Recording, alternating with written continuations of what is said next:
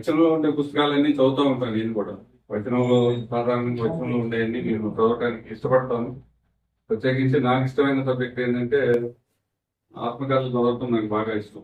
ఎందుకంటే పెద్దవాళ్ళు రాసిన ఆత్మకథలు చదువుతూ ఉంటే అలాంటి జీవన పరిస్థితులు అన్నీ తెలుస్తూ ఉంటాయి. ఆ కాలానికి మమ్మల్ని తీసుకెళ్తారు. ఆ పుస్తకాలు అంత గొప్పగా ఉంటాయి. నాకు అది బాగా ఇష్టమైన సాహిత్యంలో నాకు బాగా ఇష్టమైనది అది. తర్వాత ఫిక్షనల్స్ అవన్నీ మనం చదువుతాం. ఆ, అది మామూలుగా అందరూ ఇష్టపడేది. కానీ ఇట్లా సభల్లో కవిత్వం ఎక్కువ ఉన్న దగ్గర మనకు అర్థం కాదు. అందుకని నేను తొందరగా వీటికి అటెండ్ కాను. మన అర్థం కాని దగ్గరికి వెళ్ళి మనం ఇబ్బంది పడతామని. నాకు సత్యనారాయణ గారి పరిచయం మామూలుగా పరిచయం అయిన తర్వాత నాకు బాలసుబ్రహ్మణ్యం గారి ఒక ప్రియమిత్రుడు ఎంఎస్ ప్రసాద్ గారని, ఆయన ప్రసార భారతిలో పనిచేసి రిటైర్ అయ్యారు. ఆయన పరిచయం అయ్యారు తర్వాత చాలాళ్ళకి. ఆయన ద్వారా వెళ్ళి మీ దేవుడు అంటే ఇట్లా అర్థం కంటే అర్థంలో నీకు డిగ్రీలు తెచ్చాను తెలుసా అని అడిగాడు. అవును సార్ తెలుసండి, మేము తరచూ కలుస్తుంటాం, ఇట్లా మీటింగ్స్ జరుగుతూ ఉంటాయి అని అంటే, చాలా మంచి వ్యక్తి. నేను విజయవాడలో ఆల్ ఇండియా రేడియోలో పనిచేస్తున్నప్పుడు మా ఇంటికి అది వస్తూ ఉంటాడు, చాలా మంచి వ్యక్తి అని. పోనీ ఆయన్ని ఏదో మొహమాటానికి 4 రూపాయలు అని చెప్తున్నాడని కాదు, కానీ ఆయన చాలా సిన్సియర్గా ఉంటాడు అనమాట. మొహమాటం లేని వ్యక్తి. ఎంత మొహమాటం లేని వ్యక్తి అంటే బాలసుబ్రహ్మణ్యం గారి కోటరీలో ఒక ప్రముఖ వ్యక్తిగా ఉంటూ బాలసుబ్రహ్మణ్యం పాట కూడా బాగలేని పాటని బాగలేదని ఆయన మొహం మీదే చెప్పారు. అంత మొహమాటం లేని వ్యక్తి. అంత మొహమాటం లేని వ్యక్తి కూడా డీఎం గారి గురించి ఎంత గొప్పగా చెప్పారంటే అది నేను మాటల్లో చెప్పలేను. ఇంత గొప్ప సాహితీ సమితి నిర్వహించేవారు. ఆయన ఎక్కువగా డివిఎం గారు అంటే చాలా అభిమానంగా ఉండేవారు. డివిఎం గారిని ప్రతి సభకి కూడా, వయసులో చిన్నవాడైన సభని ఎలా నడపాలనో బాగా తెలిసిన వారిని విశ్వసించి వారికి సభాధ్యక్ష స్థానం ఇచ్చేవాడు. అలాగా డివిఎం గారు తొలినాళ్లకు నాకు పరిచయం. ఇక వాళ్ళ అమ్మమ్మ గారి ఇంట్లోనే నేను కొద్ది రోజులు ఉన్నాను, దొడ్డవారింట్లో. పూర్తి పేరు తెలిసింది టీవీఎం గారు అని అనుకోవట్లే కానీ దొడ్డవరం వెంకట మల్లేశ్వర సత్యనారాయణ అనేటువంటి పేరు ఆ ఊరు వెళ్ళాక తెలిసింది. ఇప్పుడు మన నిత్య వసంతులైనటువంటి పుట్టరాజు గారి ఆహ్వానించారు. వారి సన్మాన సభ సమయంలో ఈ వ్యాస మంజూష ఆవిష్కృతమైంది వారి సువర్ణ హస్తాల మీద, జన్మమిత్రుల వారి సువర్ణ హస్తాల మీద. అయితే అప్పుడు సమీక్ష చేసుకునేందుకు తగినంత సావధానత కానీ సావకాశత కానీ లేని కారణంగా దాన్ని మరలా ఇప్పుడు మనం సమీక్ష చేసుకునేటువంటి ఒక అవకాశాన్ని అందిపుచ్చుకుందామని పుట్టరాజు గారు ఈ ఏర్పాటు చేశారు. వారికి ఘంటసాల, అలాగే ఎస్పి బాలసుబ్రహ్మణ్యం ఇలా గాయకులు అంటే చాలా ఇష్టం, అభిమానం. పైన వారు మాట చెప్తూ ఆరుద్ర గారి పాటను ఆత్రేయ గారి పాటను చివరిలో గుర్తు చేశారు. నవ్వుడు నువ్వేపు ఒక గొప్ప సందేశం. నిజంగా మన పట్టణంలో లైక్ మైండెడ్ పీపుల్ గట్టిగా ఒక 100 మంది ఉంటారు. ఆ 100 మంది ఒక చోట చేరి చక్కగా అభిప్రాయాన్ని అభిమానంతో పంచుకుంటే ఎంత బాగుంటుంది. ఆ మాటనే రామదాస్ గారు చాలా అందంగా చెప్పారు. యువకవిగా చాలా పాపులర్ అయినటువంటి వ్యక్తి. ఇంకా యువకులు ఏంటంటే 55 ఏళ్ళ యువకులు కాదు, ప్రౌఢులని అందరి కలిసి పద్యంలోను గద్యంలోను రెండింటిలో కూడా చెప్పారు సత్యనారాయణ గారు. వారు కార్యస్థానాలు వేరే, విద్య వేరే, అభిరుచి వేరే. ఈ మూడు విభిన్నమైనటువంటి కోణాలు. ఈ విభిన్న కోణాన్ని ఆ, ఒక చోటకు చేర్చుకోవడం, అన్నింటినీ సమన్వయం చేసుకోవడం నిజంగా సత్యనారాయణ గారి గొప్పతనం. వారు చదువుకుని ఎంఎస్సి చేస్తున్న ఉద్యోగం యోగక్షేమం, మహామ్యహం, ఎల్ఐసి,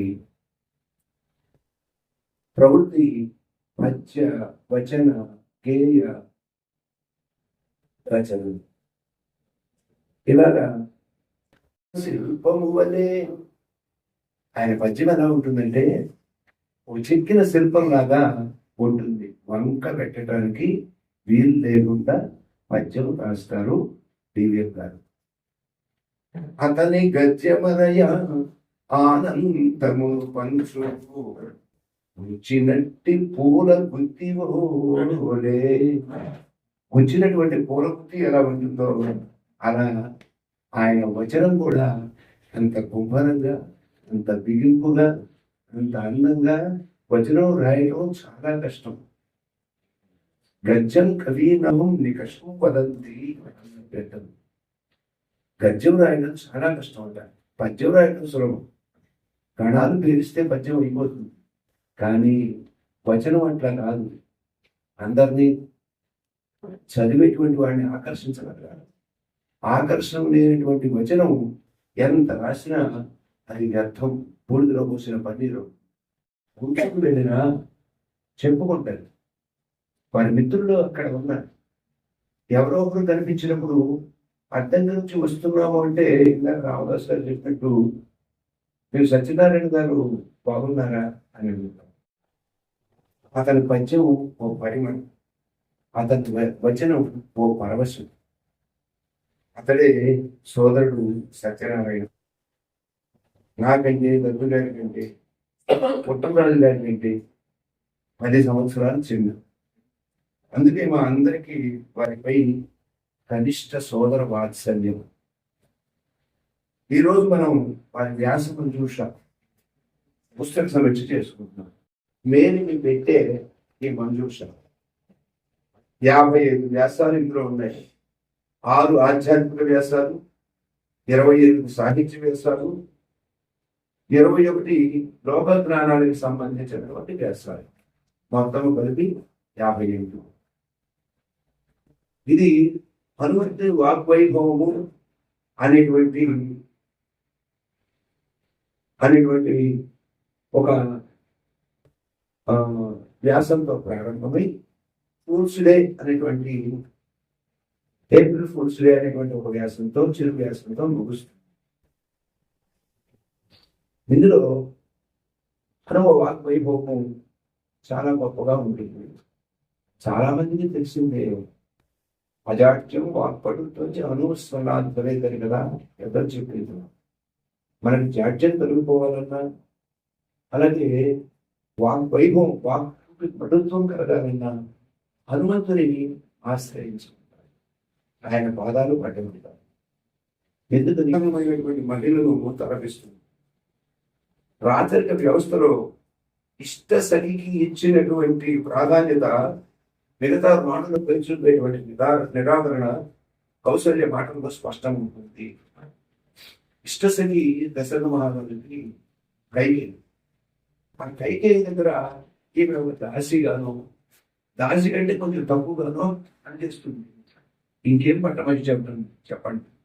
పేరుకు మాత్రమే కౌశల్య పట్టమనిషి, అంతే. ఇంత దుఃఖాన్ని ఆమె అనుభవిస్తూ ఎవరికి చెప్పుకోలేదు. పోని ఒకవేళ చెప్పుకున్నా తన ముసలి భర్త ఎదుర్కొంటే దశరథ మహారాజు దాన్ని ఇగ్నోర్ చేస్తాడు, పట్టించుకుంటాడు. ఆ రాముడు వనవాస వార్తను కౌశల్యకు తెలియజేస్తూ, అమ్మ రత్నాసనంలో కూర్చొని భోజనం చేయాలి. రత్నాలు పొదిగినటువంటి బంగారం కుర్చీ, ఏది అన్నం తినే దగ్గర కూడా, అన్నం తినే దగ్గర ఉన్న కుర్చీ ఒక రత్న సింహాసనం. ఈ రత్న సింహాసనం మీద కూర్చొని నీవు భోజనం చేయవయ్యా అంటే, నాకు రత్నాసనంతో ఇంకా పనిందమ్మా. 14 సంవత్సరాలు వనవాసంలో గర్భాసనం మీదనే భోజనం చేయాలి కదా అంటాడు. అది విన్న కౌసల్య దివి నుంచి గుండి జారినటువంటి దేవతలాగా పడిపోయింది అని మహర్షి వాల్మీకి వర్తిస్తాడు.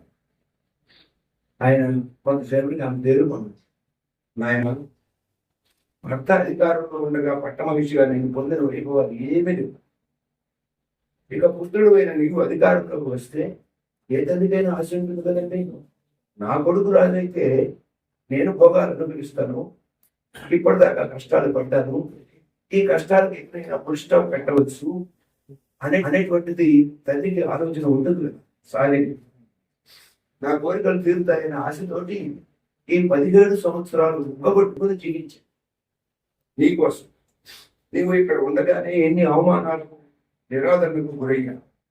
ఇక నీవు కూడా ఇక్కడ లేకుండా ఉంటే ఇక నా పరిస్థితి ఏంది? ఎప్పటిదాకా నాకు మీ నాన్నగారి నుంచి గద్దెంపుడు, ఉపేక్షలు మాత్రమే తగ్గాయి. ఆయన నన్ను కైకి ఒక పరిచారికలతో సమానంగాను అంతకంటే తక్కువగాను చూశాడు తప్ప ఎప్పుడు ఒక భార్య కూడా నన్ను చూడలేదు. బంగారు గొలుసులో మధ్యలో లింగకాయ అంటే ఆమె శైవానికి సంబంధించిన శైవులైనటువంటి వాళ్ళు శివ పూజ చేసేవాడు పూర్వకాలంలో లింగకాయ అంటే రుద్రాక్ష లింగకాయ మెడలో వేసు. అలాగే రాజహంసలాగా ఆమె నడుస్తున్నది. అట్లాంటి ఒక ముఖాన విభూతి రేఖ వస్తున్నది. అద్దంకి రాజవీధిలో రాజకడ ముక్కుతుండగా గాజుల అమ్మాయి ఒక అమ్మాయి వెళ్తూ ఉన్నది అని ఆ అమ్మాయి మీద సీసాలు శ్రీనాథుడు ఒక సీసా ఎత్తాడు. అంటే సీస పంచారంటే నీకు చాలా ఇష్టం కదా శ్రీనాథుడు మాట్లాడారంటే సీస పంచం అని చెప్పేస్తాడు. ఆయనకు పంచం వస్తుంది అంటే అది సీస పంచం అయ్యింది. సహజంగా అంత బాగా చెప్తాడు సీస పంచాడు. రాజ్యం మనకి ఆంధ్రతో ఆంధ్ర భాష నాలుపస్య తపసత్వం ఉంది. ఆంధ్రతో కానీ ఆంధ్ర భాష కానీ ఎంతో గొప్ప తపస్సు చేస్తే కానీ దొరకదు, లభించదు. ఈ ఆంధ్రలో పుట్టడమే గొప్ప గౌరవం అని కమిటుడైనటువంటి అబ్బాయి విషుడు గారు ఆయన ఆ అబ్బాయి విషుడు గారు ఒక రోజు సముద్రంలో స్నానం చేద్దామని ఏదో రాగి చెంబు కొట్టుకొని రాగి చెంబు దగ్గర పెట్టుకుని అంటే పాత్ర లేకుండా వెళ్తే ఏమంటారని అపాత్రులు అంటారు. ఎక్కడికి కూడా పాత్ర లేకుండా వెళ్ళకూడదు. పూర్వకాలంలో మామూలుగా భోజనానికి వెళ్తే ఓ చెంబు తీసుకొని వెళ్ళేవాళ్ళం. ఆ చెంబు తీసుకొని వెళ్ళేవాళ్ళు. ఎందుకు? వాడిని లేకపోతే అపాత్రులు వెళ్ళేవాడు. అందుకని ఈయన పాత్ర తీసుకొని స్నానానికి పోయినా ఇంకా లేరికి పోయినా ఓ పాత్ర ఉండాలి. భోజనానికి పోయినా ఆ పాత్ర తీసుకొని రాగి చెంబు తీసుకొని వెళ్ళాను. సరే, ఈ రాగి చెంబుని ఏం చేశాడు, ఇక్కడ పెట్టేసి స్నానం సముద్రంలో మునిగొద్దామని రాగి చెంబుని అక్కడ పెడితే అంతా పొద్దుగా ఒక ఇసుకతో మొక్క చేస్తే గుర్తు కోసం పోతే కాసేపు ఆయన వచ్చేసరికి ఆయన స్నానం చేసి వచ్చేసరికి చుట్టూ దాన్ని రాగి చెంబులు ఇసుకమవుతుంది, రాగి చెంబులు ఇసుకమవుతుంది. ఈ కనపడుతున్నాయి. ఈ కనపడుతూ ఉండేసరికి ఆయన ఆశ్చర్యపోయి అయ్యిందో ఎంత అమాయకుడి లోకము అని అనుకుని గతానుగతికో లోక లోకం పారమార్థక పరమార్థాన్ని గ్రహించలేనటువంటి లోకము ఒకరిని అనుసరించి గొర్రె దాటు వెళ్ళినట్టు గొర్రెలు వెళ్ళినట్టు వెళ్తుందే కానీ ఇంకోరిని అనుకరించడమో అనుసరించడమో తప్ప స్వీయంగా ఆలోచించడుగా ఆలోచించదు. వేరా సైకత ఇంకైనా ఈ సముద్రం ఉంటున్న ఇసుకతోటి ముద్ద చేయడం వలన శివరంగం చేయడం వలన నష్టం మీద నా రాగి చెప్పు పోగొట్టుకున్నాను కదా, అది ఎందులో నా రాగి చెప్పు ఎక్కడుందో ఏం పాడు అని బాధపడ్డాడు. చక్కగా ఇలా ముస్తాబు చేసుకుంది ఓ పువ్వుతో. ఇది ఒక పుష్పగుచ్చం అనుకోవచ్చు. అనేక పుష్పాలని, శతాధిక పుష్పాలని ఇందులో పరిమళించే పరిమళం వెదజల్లే అనేక పుష్పాలని ఇందులో ఓ అట్ట పైన ఓ అట్ట కింద. ఇది ఎలా ఉంటుందో పెట్టె కూడా అలాగే ఉంటుంది.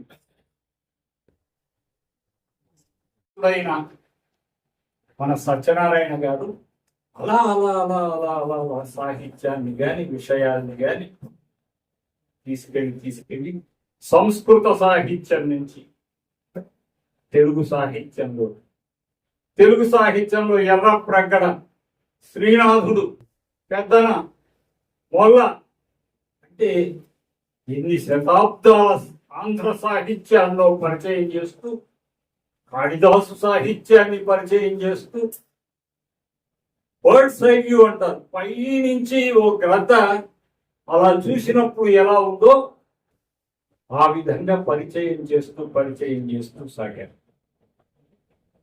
చివరికి ఆటల మీద కూడా పోయింది మనసు. అంటే చదువరులు ఒకే రకంగా ఉండరు, అందరూ వెతుక్కుంటే దొరుకుతుంది. సిద్ధాంత శిరోమణి భాస్కరుడు రచించిన సిద్ధాంత శిరోమణిని సాధికారికంగా పరిచయం చేశాడు సత్యనారాయణ.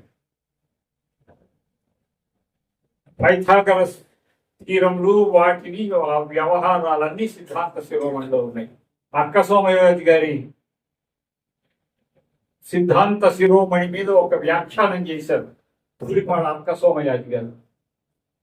ఆ గ్రంథాన్ని నాకు గుర్తు చేశాడు ఆ వ్యాసం చదువుతుంది.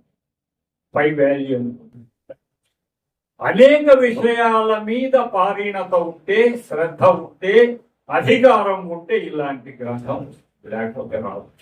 ఏదో 4 వ్యాసాలు రాసేసి సంస్కృత సాహిత్యాన్ని గురించో 2 వ్యాసాలు తెలుగు సాహిత్యాన్ని గురించో రాసి పబ్బం గడుపుకోవచ్చు. ఇంత 163 పేజీల గ్రంథం రాయచ్చు. బుద్ధిర్బలం, యశోధైర్యం, నిర్భయత్వం, అరోగత, అజాడ్యం, వాక్పటుత్వం చ హనుమత్ స్మరణాత్ భవేత్. ఇంత మంచి శ్లోకంతో ఈ గ్రంథాన్ని మొదలుపెట్టారు. ఆ పీట మీద కూర్చొని ఆయన పీట మీద కూర్చుంటే పీటను స్పృశిస్తాడు. ఈ విషయం చెప్తాడు, నేను ఇక నాకు దర్భాసనమే. కౌసల్యం కింద పడిపో. మళ్ళీ తర్వాత లేచిన తర్వాత ఆమె రాముడికి రక్షాబంధనం చేస్తుంది. రక్షాబంధనం, రక్షా రేఖ అనుకోండి, ఏదన్నా అనుకోవచ్చు. ఆ మహాతల్లి ధర్మానికి శాశ్వతమైన ఇది సంప్రాప్తించాలి, ధర్మ ప్రతిష్ట జరగాలి అని ఆకాంక్ష. ఆ ఘట్టాన్ని తీసుకుని చెప్పిన విధానం నాకు చాలా నచ్చింది.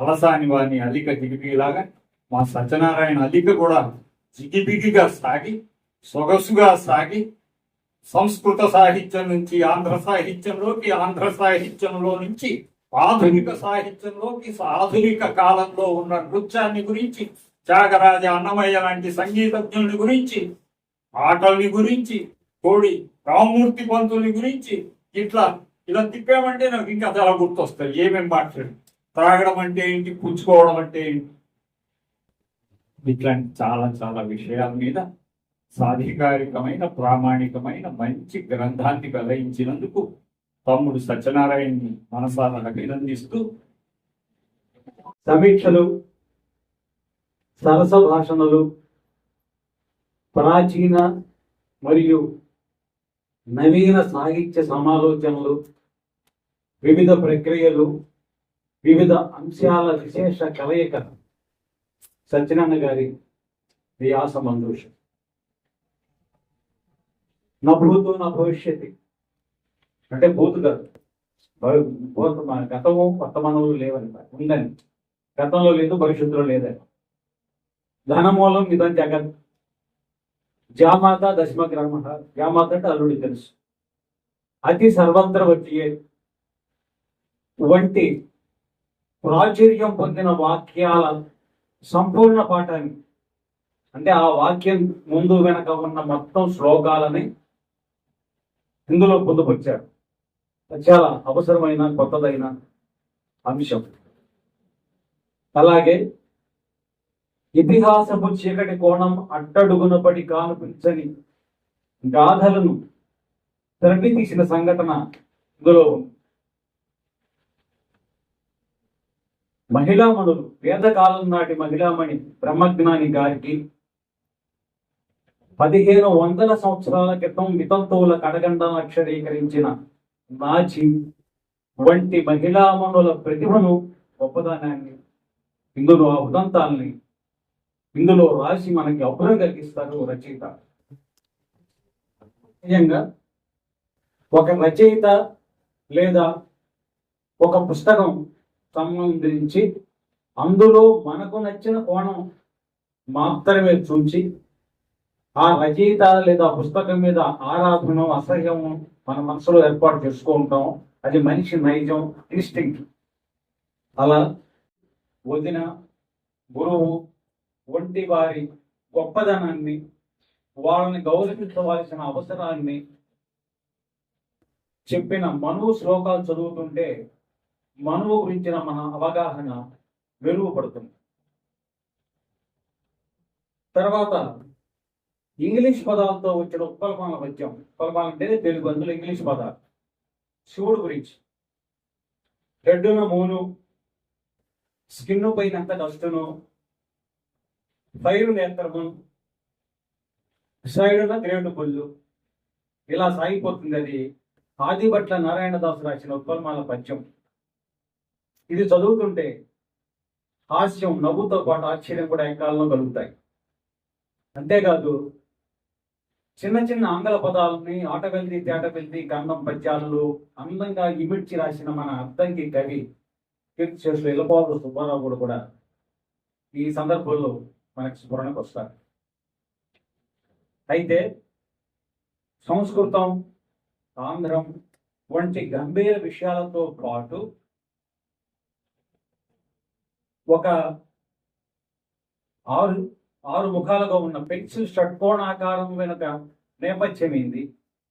ఆడవాళ్ళ బట్టలు కుండీలు ఎడంపై పెందుకుంటాయి, కారణం ఏంది? ఏప్రిల్ ఫుల్స్ డే అని ఎందుకంటారు? అద్దంకి ప్రాంతానికి సంబంధించి పద్య కవి, సమస్యాపూర్ణకర్త, కంచుకంఠం, కరుణగల హృదయం, తర్వాత సాహిత్యాభిమాని, అలానే సంస్కృత, ఆంగ్ల భాషలలో ప్రావీణ్యం కలిగిన వివిధ రకాలైనటువంటి గ్రంథాలను రాస్తున్నటువంటి మన అద్దంకివాసి డివిఎం సత్యనారాయణ గారు. డివిఎం అంటే దొడ్డవరపు వెంకట మల్లేశ్వర సత్యనారాయణ గారు అని చెప్పి మనం తెలుసుకోనున్నాం. వారు రాసినటువంటి వ్యాస మంజూష గురించి 2 అంశాలు చర్చించుకుందాం.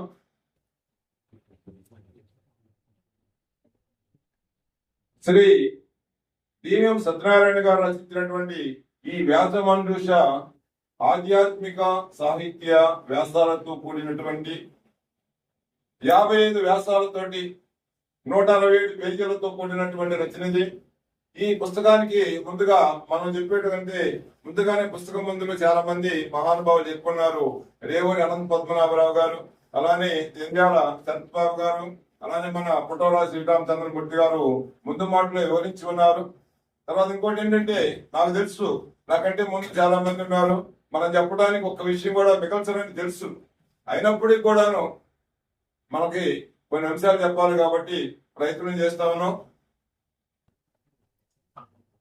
ఇవన్నీ కూడా ఈ వ్యాసాలన్నీ కూడాను వివిధ పత్రికలకి డివిఎం గారు శ్రీ వెంకటేశం, దర్శనం, ఆంధ్రభూమి, సాహితీకరణం, సాక్షి, తెలుగు వెలుగు, శ్రీశైల ప్రభ, చెక్కుముఖి వంటి దినపత్రికలు, మాసపత్రికలకు వారు రాసినటువంటి వ్యాసాలన్నీ కలిపి ముద్రించబడినటువంటి గ్రంథం ఇది. అలానే ఇందులో ప్రారంభంలో ఉన్నటువంటి హనుమంతుని వాగ్వైభవం నుండి 55వ వ్యాసమైనటువంటి ఏప్రిల్ ఫూల్స్ డేలో వీటన్నిటిలో కూడాను ఆధ్యాత్మిక ఇస్తా ఉంది. అలానే మొదటి వ్యాసంలోనే హనుమంతుని వాగ్వైభవం మన ఎవరినైనా మెప్పించాలంటే మంచి మాట, అర్థమయ్యేటువంటి మాట. అందుకని రామాయణంలో సుగ్రీవుడు కూడాను రాముడి దగ్గర పంపించేటప్పుడు హనుమంతుడిని పంపిస్తాడు. ఎందుకంటే ఎలాంటి వ్యాకరణ దోషాలు లేకుండా బాగా మాట్లాడే కార్యాన్ని బాగా నెరవేరుస్తాడనేటువంటి ఉద్దేశంతో అలాంటి హనుమంతుని యొక్క వాక్ వైభవాన్ని మొదటి వ్యాసంలో తీసుకొని చక్కగా వివరించి ఉన్నారు. కాబట్టి ఏదైనా కానీ ఎవరితోడైనా కానీ స్నేహం చేయాలన్నా, మన ఏదైనా కార్యాన్ని నెరవేర్చుకోవాలన్నప్పటికీ కూడా మన వాక్పటిమ, మనం మాట్లాడేటువంటి తీరే ప్రధానం అని చెప్పి మొదటి వ్యాసంలోనే తెలియజేస్తున్నారు మన డివిఎం సత్యనారాయణ గారు. ఇలా సమయానుకూలంగా మన తొట్టుపాటు లేకుండా మాట్లాడేటువంటి నేర్పుని రాబోయే తరాలకు కూడాను అందించేటువంటి అవకాశం ఉందని చెప్పి మనం తెలుస్తాం. మలినాథ సూరి యొక్క ప్రాముఖ్యతని తెలపడం అనేది రచయిత యొక్క ప్రత్యేకత. సంస్కృతంలో ఉండేటువంటి అంశాలన్నింటినీ కూడాను తెలియజేశారు. అలానే జన వ్యవహారంలోని మనం ఇప్పుడు మాట్లాడుకునేటువంటి అంశాల్లోని అనేక అంశాలకు వివరణ అందించే ప్రయత్నం కూడాను చేశారు. హృదయానికి ఫోటో తీయటం, రాగి చెంబు, ముదితల విద్య, కిన్నెల సాని, దొరసాని, పంజాబీ డ్రెస్సు, త్రాగడం, పుచ్చుకోవడం, నూనె రాసుకోవడం, కోడి రామమూర్తి నాయుడు యొక్క బలం, ఇవన్నీ కూడాను మనం తెలుసుకునేటట్లుగా ఈ గ్రంథం ద్వారా రచయిత మనకి అందించారు.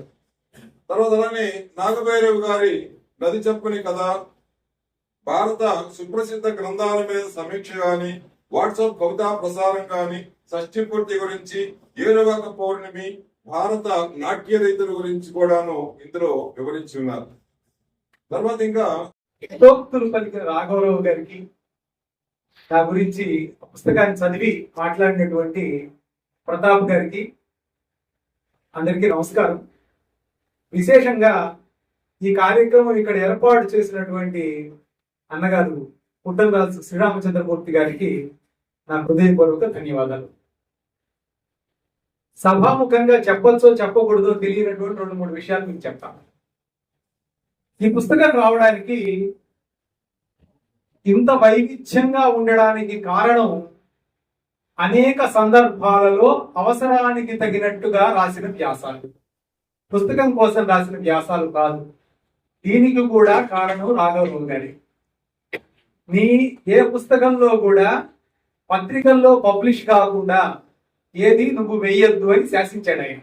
ఆయన శాసించగల శక్తి గలవాడు. కాబట్టి పత్రికల్లో నా వ్యాసాలు వచ్చాయి. ఆ వచ్చినటువంటి వాటిని ఒక చోట పెడదామని ఒక రోజు ఇంట్లో కూర్చున్నా. అన్ని ఒక చోట పెట్టిన తర్వాత ఇలా ఉంటే బాగుండదు, డిటిపి చేయిస్తే బాగుంటుందని శివపార్వతి గారికి ఇచ్చారు. డిటిపి అయిన తర్వాత అలా ఉంటే బాగుండదని పుస్తకం తీశాను. అన్ని వరుసగా విషయ సూచికలు వేస్తే అవును పొడవే ఒకటే అవుతుంది, హనుమంతుడు రామబంటు ఎలా అయ్యాడు ఒకే వ్యాసం అవుతుంది. కాబట్టి ఆ శంకతో ఆపే. ఎందుకంటే 55 ఒకే సైజు ఉన్నవి కాదు, ఒకేసారి రాసినవి కాదు. కాబట్టి ఇవన్నీ ఒకటే అనుకునే ప్రమాదం ఉంది విషయ సూచిక చూసి. కాబట్టి నేను సరే ఎందుకులే ఇంకా విషయ సూచిక ఇంకా వద్దులే అనుకుని కూడా ఆగాను. అంటే అన్ని ఉంటాయి కదా, చదువుకుంటారులే వరుస. కానీ మేబీ ఉంటే బాగుండేదేమో మన అభిప్రాయం నేను ఏకీభవిస్తున్నాను. కానీ వేయకపోవడానికి కారణం అది, అన్ని ఒకే సైజు కలిగిన వ్యాసాలు కాదు. తర్వాత ఇంకొక చిన్న మాట, పత్రికలు బాగా కొని చదివే రోజుల్లో రాశాను ఈ వ్యాసాలు. ఆంధ్రభూమిలో మంచి పలుకుబడి ఉండేది. ఎంత పలుకుబడి అంటే, వాజ్పేయి గారు చనిపోయారు, అలవోగ్గా ఆఫీస్లో పద్యం రాశాను. ఆయన 10ంటికి చనిపోయినాడని ఒక న్యూస్ వచ్చింది, 11 గంటలకల్లా పద్యం రాశాను. ఈ పద్యం మర్నాడు ఆంధ్రభూమిలో వస్తే బాగుంటుందని నా మనసులో ఆశ. వేస్తారా? అప్పటికి ఆంధ్రభూమి ఎడిటర్తో నాకు హాట్ లైన్ ఉంది. అంటే నేను మాట్లాడగలను, ఆంధ్రభూమి ఎడిటర్కి డైరెక్ట్ గా ఫోన్ చేయగలను. సదాశివ శర్మ గారిని డైరెక్ట్ గా ఫోన్ చేశాను. నాకన్నా పెద్దవాడు కావడంతో ఏం సచ్చినాడు అన్నాడు. సార్ నేను ఉత్పలమాల రాశాను, వేస్తారా అన్నాడు. ఏమనుకుంటున్నావు నువ్వు? నారాయణ రెడ్డి బతుకున్నాడు. పెద్ద పెద్ద వాళ్ళంతా రాస్తారు, వాజ్పేయి చనిపోయినాడంటే అధికారంలో ఉన్నారు కాబట్టి నీ పద్యం వేస్తావా అన్నాడు. సదాశివ శర్మ గారు వేస్తాడన్నాడు. అస్సలు ఆశ్చర్యపోయినాడు ఆయన. ఏం సచ్చినాడు నమ్మకం అన్నాడు. వేస్తారు కదా మీరు అనుకుంటారు. అన్నీ వచ్చినాయి. ఆయన చివరికి ఏం చేశాడు నాకు చాలా ఆశ్చర్యం వేసింది. వాజ్పేయి గారి మీద ఎడిటోరియల్ రాశాడు. ఎడిటోరియల్ మధ్యలో ఈ పద్యం పెట్టాడండి. మర్నాడు నన్ను డిసప్పాయింట్ తీసుకోలేక.